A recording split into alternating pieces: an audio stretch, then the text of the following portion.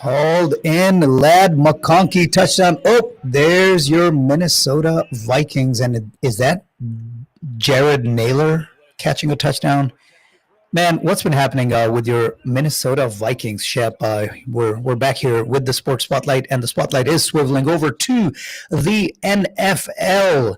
Lots and lots of big games that took place last week and are going to take place today, starting off in about 15 minutes. What's happening with your Minnesota Vikings? Yes, please. So they made some bad bets. And we don't know if all of them are going to pay off, right? So first thing, they looked at Darnold when he was pressured in the game against the Lions and the Rams in the year, and they said he's not the guy we can win a Super Bowl with. Mm-hmm. All right, fine. I can understand that. They have a lot of faith in J.J. McCarthy. And they didn't use the money they saved on paying Darnold to go after a couple free agents on the offensive line. They drafted Donovan Jackson as a guard, and then on defense, they let Harrison Phillips, the run stopper, go to get more pressures from their two defensive tackles they picked up in free agency. Mm-hmm. And it hadn't worked. The defensive tackles are getting more pressure on the pass game than Harrison did, but they're getting blown up in the run game. The Vikings can't stop the run. So that's not, they just schematically, they can't cover up the defensive tackles getting moved into the second level on rush defense. In the offensive line, Darisaw and O'Neal, the two tackles that they're building their offensive line around, have been hurt all year, on and off. They're playing hurt. And you got turnstiles on the offensive line because Kelly, the center they brought in, he's hurt. Jackson, the guy they drafted, he's hurt. So when you don't have any stability along the offensive line, you're going to have what's happened to them on the offense. I mean, look, Justin Jefferson and Jordan Addison are amazing wide receivers. I think actually the best 1-2 wide receiver punch in the league, right? Mm-hmm. But it doesn't matter if your quarterback is getting flattened within 2 seconds. It's just, you can't move the ball, and then what do I always say? Football's a line of scrimmage game, right? Yep. The Vikings are not winning the line of scrimmage, and I don't care how good their X's and O's are. And I actually think the Vikings are really good on both sides of the ball with the coaching X's and O's. But if you don't have the personnel to match up front, you're going to get beat. And I think you're absolutely right. So nothing highlights that fact that the game is won in the trenches than what's happening with the Vikings, because I mean, you've got two of the best, I think in Jefferson, the best, and two of the best route runners as your wide receiver 1 and 2, right? You've got a really, really good tight end who can block a little bit, but one of the best pass catching tight ends in the game, but none of it appears to matter. Because no, if you can't block, you can't win. I mean, why did the Eagles destroy the Chiefs in the Super Bowl last year? Which is what my eyes told me was going to happen. Remember, they were winning the trenches. They were so good on the defensive and offensive line. Yeah, and they're not as good this year, which is why they're struggling a little bit. They are. It's kind of crazy to to say that that they're struggling, right? They've got a good record. A little bit. But they're sitting at 6-2, and in fairness, we were saying they were struggling 2 weeks ago, not necessarily now when they were sitting at. No, look. The thing is, they've got to run the ball to keep Jalen Hurts out of facing zone defenses. Mm-hmm. Because if he faces his own defense, he's just going to check it down. Yeah, he's just not going to. And look, if it's a defense, you can get him to where he has to face zone. You got a good shot at beating the Eagles. But if he's facing man, and you get those wide receivers manned up, he can throw the ball, right? Yep. All right. Well, you mentioned the Chiefs getting destroyed a couple of years ago, or a couple of years ago, a few months ago. The stories of the demise of the Chiefs were a little exaggerated. We're finding out they're back. They've got the criminal back, Rashee Rice, and they're sitting at 5-3. They absolutely demolished the Commanders. Commanders missing Jaden Daniels, I think, was, I don't want to say inconsequential, but it's not the reason they lost the game. right? The Chiefs defense has awakened with the whole team is just energized with this resurgence, and they look like, even though they're now have gone from 2-3 to 5-3 with this 3-game win streak after that debacle against the Jaguars, they just look like a different team. They feel like a different team. They play like a different team. They drafted a tackle, right? Mm-hmm. They got Rashee Rice back. All right. They're starting to cook on offense. They've got a great defensive coordinator in Spagnuolo, and Andy Reid can scheme up offensive plays against anybody. Mm-hmm. If their wide receivers stay healthy, and I'm talking mainly about Rice, they can start stretching the field some, and we can stretch the field and open holes for Mahomes to throw into. Yeah, man, they're dangerous team. Yeah, I think what they're highlighting is what the average fan doesn't realize, how much of a chain reaction there is in a football team, right? So this same team, pretty decent offensive line, but there's a world of difference by introducing a true wide receiver one who can take the wide receiver one position. So now Worthy is no longer playing at the wide receiver one and losing. He's playing at wide receiver 2 and winning against the second DB. That pushes. It's kind of caused Hollywood Brown to get faded out, but Juju Smith-Schuster is now no longer having to be a wide receiver 2. He can be a wide receiver 3, right? What that does is that opens up, having that many options that can win in their positions. Now it opens it up for Kelsey, and Kelsey, who looked like a shell of himself for 4 or 5 games. Now he had that vintage Travis Kelsey game last week. So in spite of not really having an offensive line, just the chain reaction of sliding your wide receiver one who's being forced into that offensive lineman in the draft. Well, yeah. The draft, yes, but I'm just saying the transformation from week 4 versus week 7, week 8 that we've seen. A lot of it is the fact that they took the whole team and just slid it down one spot where they can each have a better chance of winning their individual battle, where each one was kind of having to play up and more often losing than winning that battle. And that really, really makes such a huge difference that the average fan just doesn't realize that. And that's the transformation. It's not like Andy and Patrick didn't want to win earlier, right? It's not like they decided, all right, now we can start playing. I think that really plays a role in that. So yeah, the Chiefs destroyed the Commanders 28-7. The Bills, I think, I'll repeat myself. The stories of the demise of the Buffalo Bills were a little exaggerated. Man, they torched the Panthers last week. Destroyed them. It was a pillaging. So I want to talk about Cook. Look, nobody. I remember when he was being drafted out of Georgia. So you and I had seen him play at Georgia. Yeah. I would imagine you were of the same opinion. I know. I opined at the time. I was like, he is a stud starting running back in the NFL. But the conventional wisdom was he is not. He's going to be a change of pace. He needs to run in a tandem. He's too small. He's not his brother, is what it always came down to. I thought he wasn't going to be able to be an every down back. And I thought that because of his frame, not because of any individual play, he would be bad. Mm-hmm.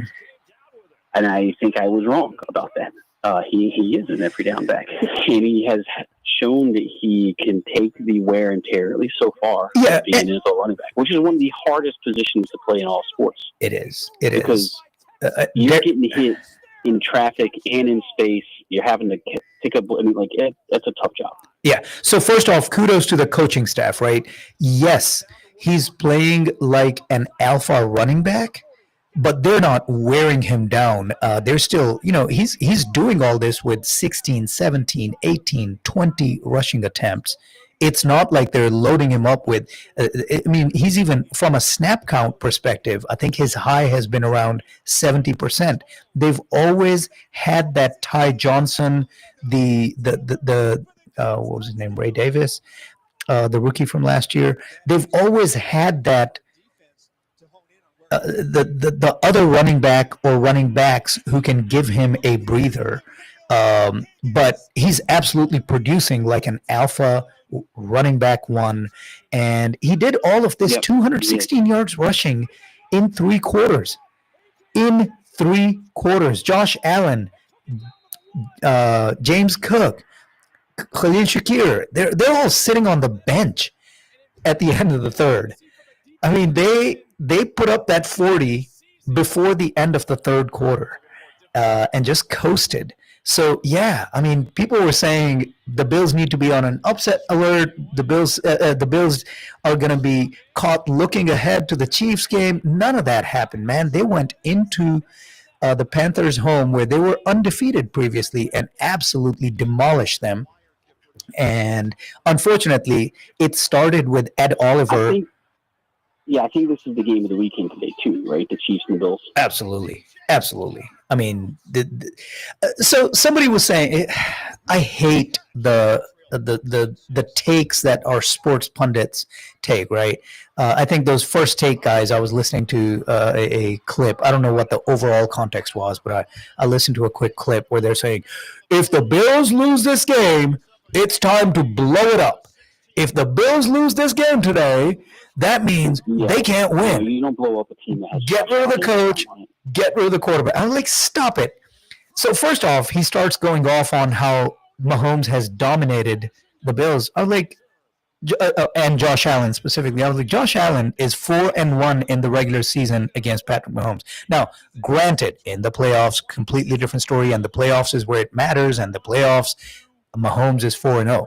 But you can't say he's been dominated when he is 4-1 head-to-head in the regular season. That's one thing. But secondly, to me, this game, yes, I want the Bills to win. I'm going to try to, as I said, I'm going to be sneaking it in between everything else going on because it's important. But if they lose, it's not the end of the world. The regular season game doesn't matter. I want to see, if they lose, it's gonna be bad for their psyche. I think. I think the Bills can legitimately win. They're dealing with injuries galore. So I was mentioning Ed Oliver is where it started on the defensive line with that early sack, and then of course he tears a pectoral or whatever, and he's done for the season. So he had a great game in week 2, I think, and then he got banged up, and here we are. Starts off well, starts the team on the right foot, and then he's out. The linebackers are hurting. The DBs are hurting. Bringing White back to think that it's going to be the White of 19, 20, 21 was a mistake. He is a shell of himself. I mean, he's dropped off at the cornerback position. Not having any safeties hurt. Taylor Rapp is out. So they're a walking mash unit. But so if they lose, it's not going to be the end of the world. I understand why they lose. And look, I think the Chiefs are going to win this game for the reasons you just talked about. Mm-hmm. But there's always the wild card that, man, Josh Allen's really good at football. I mean, sometimes, even though I talk about being a line of scrimmage game and all that other stuff, the Chiefs don't have a dominant enough advantage on the line of scrimmage. Maybe I'm proven wrong today. For me to just put my chips on the table and say the Chiefs are going to push them around. But I just don't think, given the injuries that the Bills have, that they're going to win today. It doesn't mean they can't win the Super Bowl this year. It just means I think they're going to lose today. Yep, exactly. So I'm glad we're on the same page. Unlike most of the pundits out there who are just, I mean, look, I understand they want to do it for the showmanship. They want to do it for the clicks because right now is all that matters. Yeah. So they have to portray it that way because today, the clicks I get today is how I get paid ultimately, is the mentality that unfortunately most of our sports brethren and sisterin have have just wielded at this point. But yeah, I don't think this game is. Well, this will be a. I think it will be a great game because yes, as you said, I will at this point from what I've seen. I love Patrick Mahomes. I am as Kansas City Chiefs are my second favorite team. I love it when they win because of him. I think he is one of the greatest, not just quarterbacks, but players that that this league has seen. I firmly believe in that. But right now, on this field today, when this game takes place, if you ask me, and I'll pose this question to you after, if someone asks me who is the best football player on this field, it's Josh Allen, and it's not close. Oh, I disagree completely. Oh, okay. It's Patrick Mahomes, and it's close, but it's Patrick Mahomes. Mahomes can see the field better than Allen. He can actually extend plays better than Allen. I know your jaw just dropped off that. Well, so the plays he made last week, absolutely. Like nobody else is making that except Josh Allen. Yeah, but part of that was just who he played to. Yeah. So that's what I'm saying. Like, take the history out of 3 Super Bowl championships, right? You can't argue with that. And when Josh doesn't even have an appearance, I get it. I'm saying right now. Last time Mahomes lost a playoff game before the AFC Championship. What is the last time Mahomes lost? Oh, never. Yeah. Yeah. No. I understand. I'm saying take the history out of the equation. Right now. I still think Mahomes is better. He's more accurate. He sees the field better. And look, Josh Allen's got a better arm. I don't think that's any question. I think he's even faster than Mahomes. Mm-hmm.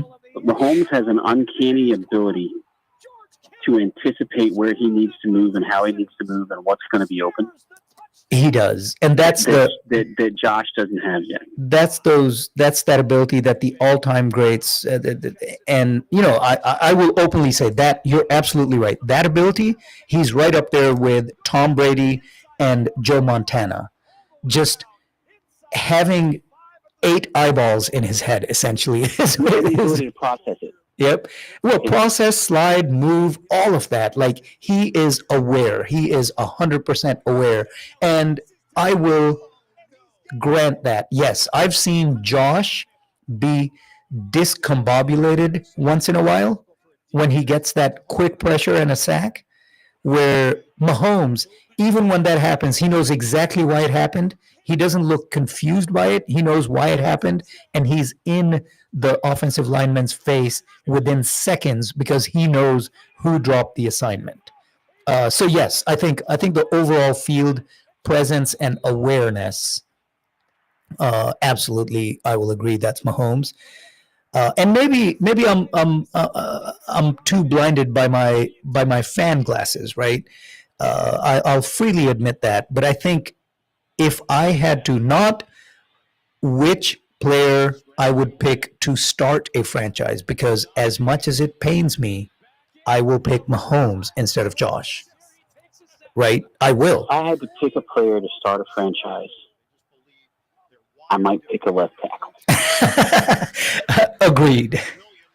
But if I have to pick between these two, as you're starting a franchise, you need a quarterback. Who do you pick? I pick Mahomes. I do. But I think I'd pick Drake May. You seem to be a lot higher on Drake May, as is everybody else, as I am. I'm talking about the starter franchise. Now, look, May's got a lot of. Well, it's the age. Okay.